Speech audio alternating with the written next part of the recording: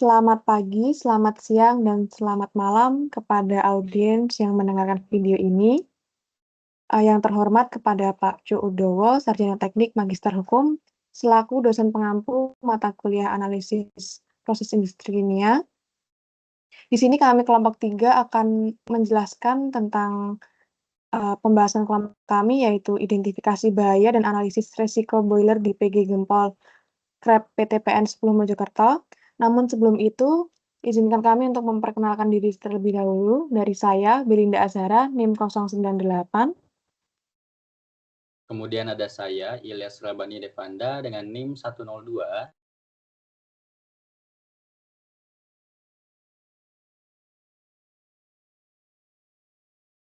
Perkenalkan, nama saya Akbar Kifadiansyah dengan NIM 103. Perkenalkan, saya Livanu Sabrina dengan NIM 088. Perkenalkan, saya Fikri Ilyas Nasution dengan NIM 083.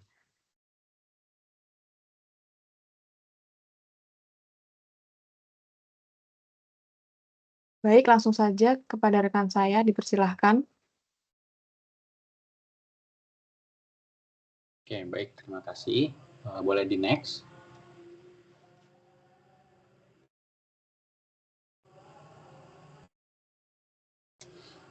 Nah, untuk bisa menganalisis dengan metode HAZOP, yakni ya ini adalah suatu roadmap yang bisa kalian lihat dari tahapan mulai sampai selesainya, gitu ya. Mulai dari studi literatur, pengambilan data, terus mengidentifikasi sampai menganalisa apakah sudah sesuai atau tidak, dan apakah nanti perlu rekomendasi atau tidak, nanti akan disediakan di akhir sampai dengan selesai. Boleh di next lagi. Nah, ini untuk metode yang pertama, yakni dengan pengambilan data. Pengambilan data itu meliputi nanti pengambilan flowsheet, data maintenance, dan juga PNID-nya. Nah, ini ada salah satunya yakni berupa flowsheet. Flowsheet dalam utilitas di PTPN 10 Mojokerto. Next. Nah, pada kasus ini kita memfokuskan pada salah satu instrumen yang ada di utilitas ini, yakni berupa PNID pada steam drum. Nah, pada steam drum ini diketahui bahwa yang memiliki identifikasi bahaya yang paling besar, yakni ada di level transmitter, terus pressure transmitter, sama juga temperatur transmitter. Untuk penjelasan lebih lanjut mungkin akan diserahkan oleh rekan saya.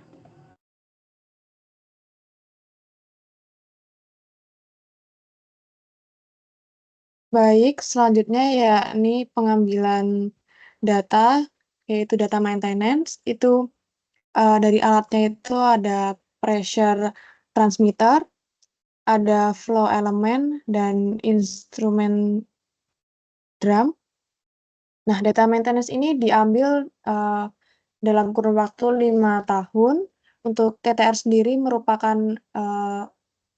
untuk menghitung berapa lama maintenance yang dilakukan. Nah, untuk TTF-nya sendiri itu untuk menghitung berapa kali trouble yang terjadi. Next. Untuk selanjutnya yaitu data maintenance pada flow element dan juga transmitter drum. Itu juga dilakukan selama kurun waktu 5 tahun dengan TTR dan TTF yang sama seperti yang saya jelaskan tadi. Next. Selanjutnya yaitu penentuan node. Node pada boiler adalah steam drum yang dianggap memiliki potensi bahaya yang paling tinggi dibandingkan komponen yang lain. Acuan yang digunakan untuk analisa yakni dengan data log sheet boiler yang dicatat secara manual dalam kurun waktu 5 tahun dari data maintenance diperoleh proses database kerusakan yang dicatat tiap harinya. Perlu adanya pemahaman yang terjadi pada proses unit boiler sehingga analisa juga mencakup pemahaman mengenai input dan output proses terutama pada boiler. Yang selanjutnya akan dijelaskan oleh rekan saya.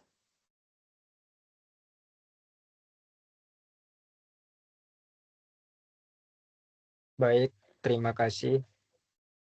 Untuk selanjutnya itu ada data guide word, yang dimana data tersebut diambil berdasarkan komponen instrumen pada boiler yang terdiri dari 3 komponen boiler, yaitu pressure transmitter, transmitter drum, dan flow element.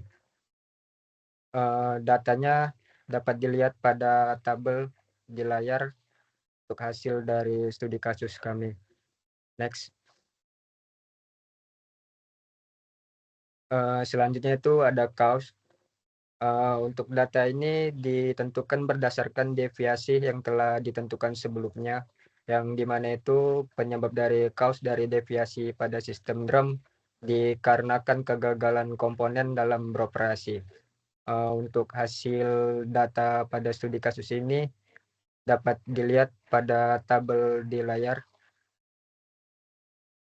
Next. Untuk selanjutnya itu ada likelihood, yang dimana untuk menentukannya ini berdasarkan jumlah data maintenance pabrik.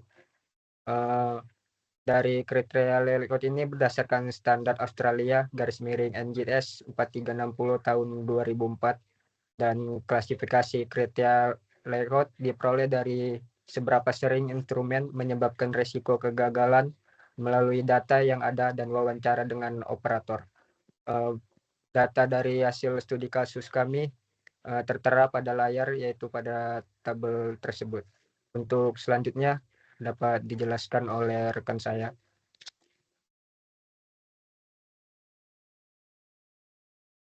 Baik, untuk slide ini ada konsekuensi yang dimana ada beberapa instrumen komponen yang ada 3, kemudian ada guide word-nya juga. Lalu ada possible consequences, yang di pressure transmitter itu terjadi retakan pada tangka, terus lalu temperaturnya steam, dan di level transmitter LT100 itu terjadi retakan pada tangka dan pompa rusak, serta temperatur uap steam drum naik dan temperatur uap steam drum naik juga, dan konsekuensinya bisa dilihat dari tabel tersebut. Next.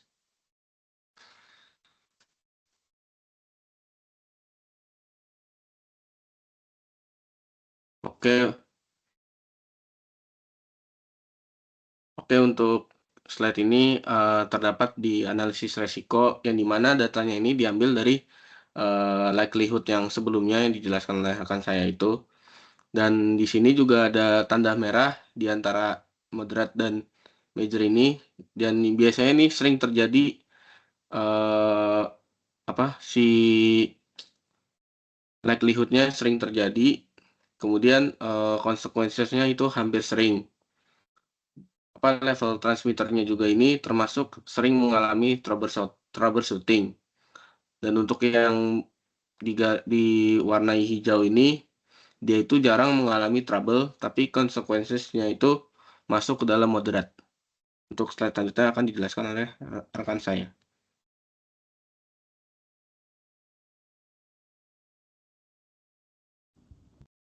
Baik, lalu selanjutnya di sini adalah worksheet HAZOP steam drum, di mana di sini ada contoh dari pressure transmitter, guide words-nya itu high, terus habis itu deviation high pressure, penyebabnya adalah PSV 101 gagal terbuka, dan konsekuensinya itu terjadi retakan pada tangki, yang dimana dia tuh sistem tidak dapat beroperasi. Kegagalan dapat menyebabkan terjadinya banyak kerusakan fisik dan sistem, dan dapat juga menimbulkan kegagalan produk.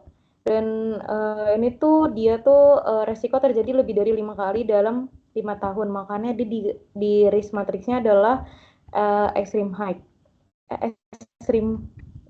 risk. Lalu selanjutnya pada flow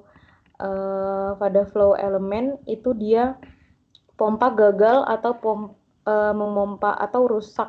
Nah, temperatur uap steam drum naik, di mana dia tuh sistem masih dapat beroperasi, tapi kegagalan dapat mengakibatkan mesin kehilangan fungsi utamanya dan dapat menimbulkan kegagalan produk.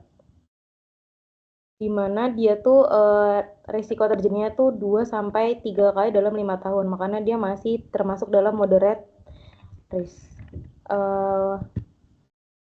Baik, selanjutnya akan saya kembalikan kepada moderator.